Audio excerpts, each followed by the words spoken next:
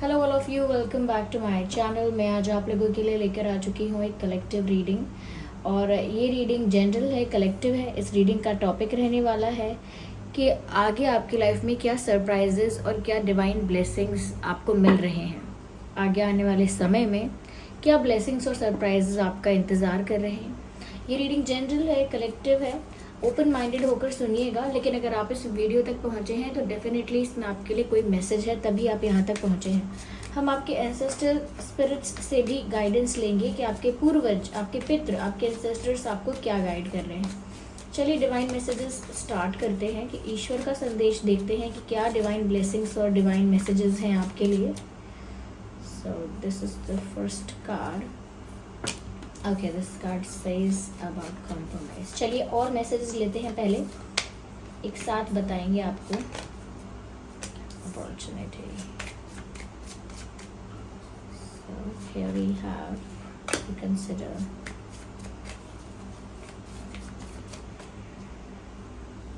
okay perfect time। तो क्या divine messages हैं व्यूअर्स यहाँ पे? देखिए, पहली चीज़ जो नज़र आ रही है वो ये है कि ऐसा हो सकता है कि आगे आने वाले समय में कोई ऐसी सिचुएशन बने जहाँ पर आपको कॉम्प्रोमाइज़ करने के लिए बोला जाए, या कॉम्प्रोमाइजिंग सिचुएशन बन जाए जहाँ आपको लगे कि अब मुझे कॉम्प्रोमाइज़ करना पड़ेगा। It is the need, it is the requirement कि मुझे अपनी इच्छाओं के साथ, अपनी डिमांड्स, अपनी वांट्स, या कहीं ना कहीं जो मुझे चाहिए, जैसा मैं चाहती हूँ उसके साथ अब मुझे कॉम्प्रोमाइज़ करना होगा। चाहे वो लव लाइफ में हो, करियर में हो, कहीं भी हो, हेल्थ में हो, कि मुझे अब ऐसे ही जीना होगा। तो मुझे ऐसा लगता है कि व्यूअर्स, यहाँ पर आपके लिए जो मैसेज है वो ये है कि अगर थोड़ा बहुत एडजस्टमेंट करना चाहते हैं वो आप कर सकते हैं। टू ग्रो इन लाइफ और टू अचीव समथिंग, थोड़ा बहुत एडजस्टमेंट सबको करना पड़ता है, लेकिन अपनी ड्रीम्स, अपनी विशेज़, अपनी इच्छाएं, अपना पैशन, अपनी लाइफ को लेकर इतना कोई कॉम्प्रोमाइज़ करने की आपको ज़रूरत नहीं है। अगर ग्रोथ की बात है तो थोड़ा बहुत एडजस्टमेंट आप कर सकते हैं, but do not go for extreme compromises. अपनी लाइफ में आपको कॉम्प्रोमाइज़ करने की कोई ज़रूरत नहीं है। शायद ऑलरेडी आपकी लाइफ में सिचुएशन ऐसी आ गई थी, तभी ये मैसेज आप तक पहुंचा है, तभी आप ये मैसेज सुन रहे हैं कि कहीं ना कहीं आपको ऐसा लग रहा था कि जो है सो है, एक्सेप्ट कर लो या समझौता कर लो, क्योंकि जो मुझे चाहिए, जैसा मेरा मन चाहता है, या जिस चीज़ के लिए मेरा पैशन है, जो मेरा ड्रीम है, शायद वो नहीं होगा, वो नहीं होगा ही नहीं वो। तो मुझे अब जो है उसके साथ समझौता करना है। तो अगर जो भी है आपकी लाइफ में वो बेटर है, आपके लिए अच्छा है, तो आप थोड़ा बहुत एडजस्ट ज़रूर कीजिए, पर एक्सट्रीम कॉम्प्रोमाइज़ में मत जाइएगा, क्योंकि they will make you regret later. ऐसे कॉम्प्रोमाइज़ हम फ़िलहाल के लिए करते हैं, लेकिन लॉन्ग टर्म हमको वो रिग्रेट करवाते हैं कि हमने क्यों किया। क्योंकि लाइफ तो चेंज होती ही है, बेटर भी होती है, इम्प्रूव भी होती है, सिचुएशंस भी चेंज हो जाती हैं, और रह क्या जाता है कांस्टेंट, वो कॉम्प्रोमाइज़ जो आपने किया था। तो कहीं ना कहीं अपने आप को ऐसे सिचुएशन में डालिएगा ही मत जहां बाद में रिग्रेट हो। थोड़ा बच के रहिएगा, ओके। तो यहाँ पर डिवाइन मैसेज मिल गया कि मत कीजिए कॉम्प्रोमाइज़, तो मत कीजिए, ओके। क्योंकि डिवाइन हैज़ योर बैक। आपको सपोर्ट मिल रहा है यूनिवर्स से, आपको हेल्प मिल रही है यूनिवर्स से, प्रोटेक्शन मिल रही है, कहीं ना कहीं गाइडेंस भी मिल रही है। तो उस चीज़ पर आप ध्यान दीजिए। क्यों यहाँ पर कॉम्प्रोमाइज़ करने के लिए मना किया जा रहा है? क्योंकि जो डिवाइन ब्लेसिंग है आपके लिए, ओके, जो आपकी लाइफ में आगे जो सरप्राइज़ आपका इंतज़ार कर रहा है, वो है ये अपॉर्चुनिटी कार्ड। यहाँ पर ईश्वर की तरफ से, डिवाइन स्पिरिट्स की तरफ से आपको ये सरप्राइज़ दिया जा रहा है, या मैं कहूँ इस तरह से आपको ब्लेस किया जा रहा है कि आपके आने वाले समय में आपको अपॉर्चुनिटी मिलने वाली है। This could be career related opportunity, okay. आपके करियर को लेकर ये अपॉर्चुनिटी हो सकती है कि आप कॉम्प्रोमाइज़ करने वाले थे करियर में, ये सोचकर कि आपको कोई अच्छी अपॉर्चुनिटी मिलेगी नहीं कभी, जैसी आपको चाहिए, या जिस टाइप का आपका ड्रीम है, या जो आपका पैशन है, वैसी अपॉर्चुनिटीज़ आपको लाइफ में नहीं मिलेंगी। अगर ये मानकर कॉम्प्रोमाइज़ करने वाले थे तो मना कर दिया गया है, मत कीजिए, क्योंकि आगे एक अच्छी अपॉर्चुनिटी आपका इंतज़ार कर रही है। In career and in love life and in other areas also. Love life में भी अगर आप कुछ समझौता करने वाले थे कहीं पर, तो मत कीजिए, क्योंकि आगे एक बहुत बड़ा सरप्राइज़ है। आगे आपको प्यार में कोई तो ऐसी अपॉर्चुनिटी मिल रही है, कोई तो ऐसा अवसर मिल रहा है जहाँ पर आप अपनी खुशियाँ पा सकते हैं। जो चाहते हैं उसे भी पा सकते हैं, जैसा चाहते हैं वैसा भी पा सकते हैं, या जो एक्सपेक्ट किया था उससे अच्छा भी पा सकते हैं। इतनी अच्छी अपॉर्चुनिटी आपकी लाइफ में आगे आ रही है। तो इसीलिए जब आगे ईश्वर आपके लिए सरप्राइजेस प्लान करके बैठे हैं, यानी आपकी डेस्टिनी में काफ़ी सारे अभी टर्न्स आने वाले हैं, तो आप पहले से ही अपने आप को कॉम्प्रोमाइजिंग सिचुएशन में डालकर ऐसी अपॉर्चुनिटीज़ को पहले से ही नो मत कीजिए, क्योंकि आने वाले अपॉर्चुनिटीज़ का फ़ायदा नहीं होगा, फिर रिग्रेट होगा अगर आप ऑलरेडी एक रॉन्ग डिसीजन ले चुके होंगे तो।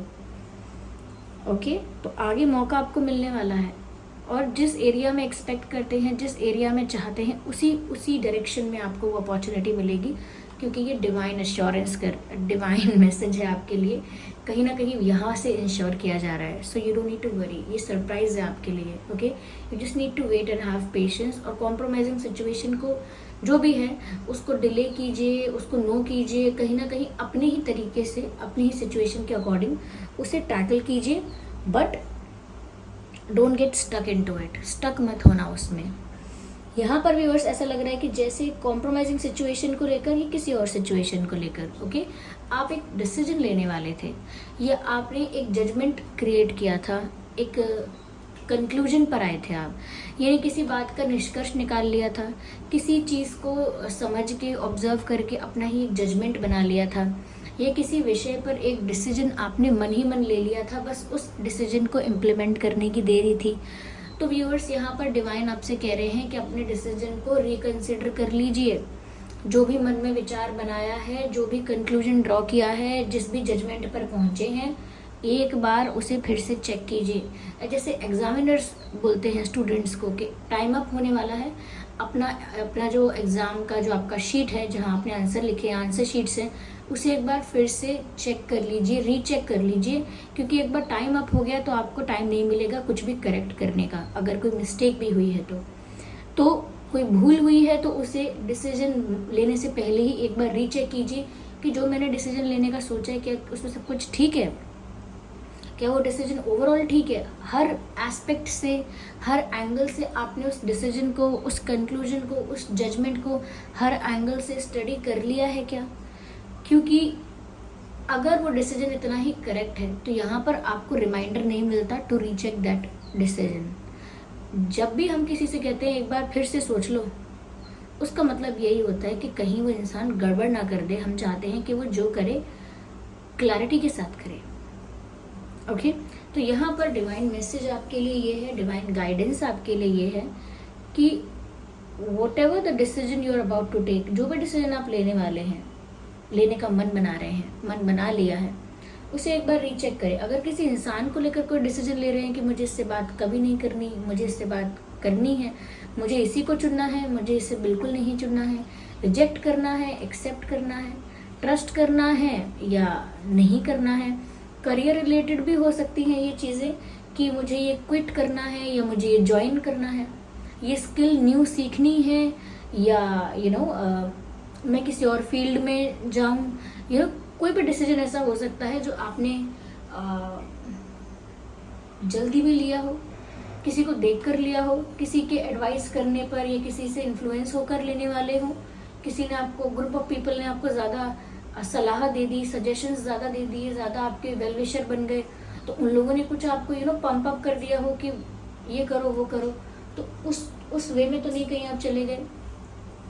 तो जो भी डिसीजन ले रहे हो अपनी लाइफ में वो बहुत आपकी लाइफ को असर करेगा, इसीलिए सोच समझ कर लीजिएगा। और ज़रूरी नहीं है कि ये डिसीजन, ये जो कॉम्प्रोमाइजिंग सिचुएशन है इससे रिलेट करता है, लेकिन बहुत लोगों के लिए करेगा। क्यों? क्योंकि देखिए, चाहे सबके लिए अलग अलग मैसेजेस आ रहे हैं, अलग अलग सिचुएशंस हैं, अलग अलग मैसेजेस भी पहुंचेंगे आप तक, लेकिन फिर भी ऐसा लगता है कि इसी कॉम्प्रोमाइजिंग सिचुएशन को लेकर शायद आपने अगर कोई डिसीजन लेने का सोचा है, किसी पर्सन को लेकर, किसी सिचुएशन को लेकर आपने कोई डिसीजन लेने का सोचा है, तो अब किसी ने सोचा होगा हाँ मुझे ऐसा करना है, अभी शुरू करती हूँ, किसी ने सोचा होगा आज से बिल्कुल बंद। तो अलग अलग लोगों के लिए ये मैसेज वही है कि एक बार फिर से सोच लो, क्या सच में शुरू करना चाहते हो? और दूसरे इंसान के लिए वही मैसेज है कि सच में समाप्त करना चाहते हो, सच में खत्म करना चाहते हो। तो आप लोग अलग अलग डिसीजंस ले रहे हैं अपनी लाइफ में, लेकिन आपको रीचेक करने की ज़रूरत है। ये डिवाइन गाइडेंस है, परफेक्ट टाइमिंग। और जो भी डिसीजन ले रहे हैं उसके लिए आप एक परफेक्ट टाइमिंग का वेट कीजिए। राइट टाइम पर आप राइट डिसीजन ले पाएंगे, क्योंकि आपको राइट अपॉर्चुनिटी मिलेगी। ये सारे कार्ड्स एक दूसरे को कॉम्प्लीमेंट करते हैं। यहाँ पर जो बात एक कार्ड कह रहा है वो दूसरा क्लैरिफाई कर रहा है, जो दूसरा क्लैरिफाई कर रहा है वो तीसरा कहीं ना कहीं उस चीज़ से रिलेट कर रहा है। तो ऐसे ही ये कार्ड्स, जो कॉम्बिनेशन ऑफ कार्ड्स हैं, वो बिल्कुल ये बता रहे हैं कि एक अपॉर्चुनिटी आपकी लाइफ में आने वाली है और वो परफेक्ट टाइम पर आएगी, और उसी टाइम पर आपका डिसीजन परफेक्ट होगा। अभी जो डिसीजन लेने वाले हैं उस पर विचार कीजिए और कॉम्प्रोमाइज मत कीजिए। हाँ, एडजस्टमेंट थोड़ा बहुत कर सकते हैं if you really want to और if you really have to. चलिए देखते हैं कि आपके पितृ, आपके एंसेस्टर्स आपको क्या कह रहे हैं।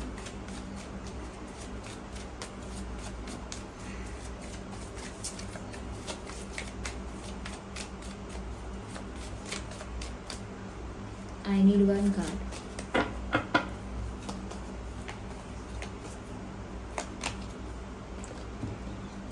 She'll make plans and focus. देखिए व्यूअर्स, आपको गिव अप तो करना नहीं है अपने ड्रीम्स पर, अपने जो आपकी होप्स हैं, उम्मीदें हैं, सपने हैं, गोल्स हैं, उन पर गिव अप नहीं करना है आपको, क्योंकि यहाँ पर डिवाइन अश्योरेंस तो मिल ही गया है कि आपकी लाइफ में एक बड़ी अपॉर्चुनिटी आ रही है, एक अच्छा अवसर आपको मिलने वाला है। तो इसीलिए आगे अपने गोल पर फोकस कीजिए।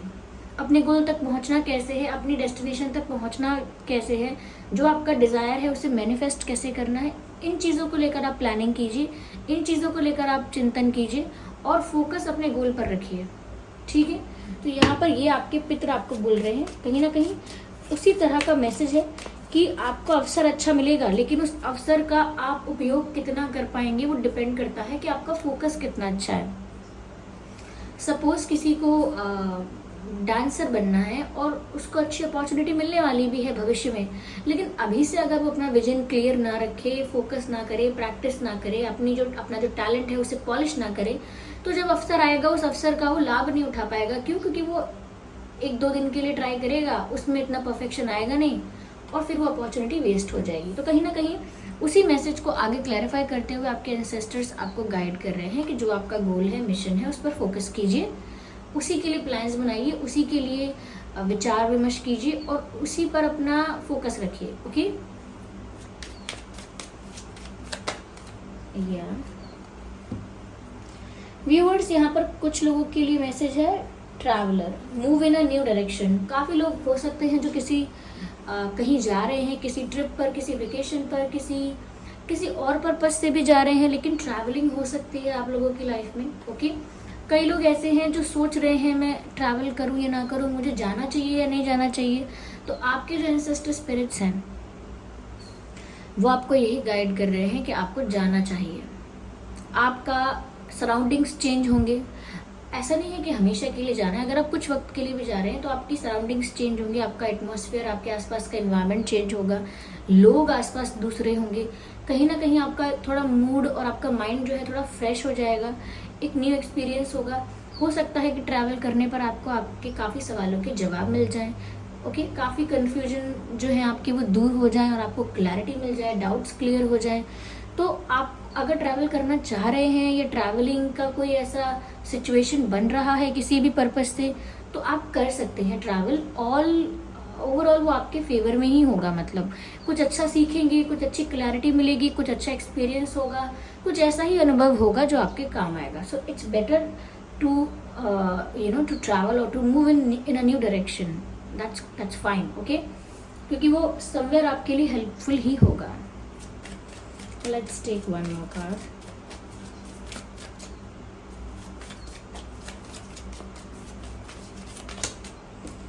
Okay, I need one card, so I have to shuffle. Here we have the one card. Okay, तो ये किसी के फादर, ग्रैंडफादर, ग्रेट ग्रैंडफादर हो सकते हैं। ये किसी के घर के फैमिली के कोई मेल मेंबर जो गुजर गए थे बट जिन्होंने आपके साथ कोई मतलब इंटरेक्शन कर पाए थे, नहीं कर पाए थे, कई लोग होते हैं अपने ग्रैंड पेरेंट्स के साथ लंबे समय तक रहते हैं, कई लोग होते हैं जो अपने ग्रैंड पेरेंट्स को देखे भी नहीं होते हैं, लेकिन इससे फ़र्क नहीं पड़ता, आपके एंसेस्टर्स फिर भी आपको प्रोटेक्ट करते हैं, फिर भी आपको गाइड करते हैं।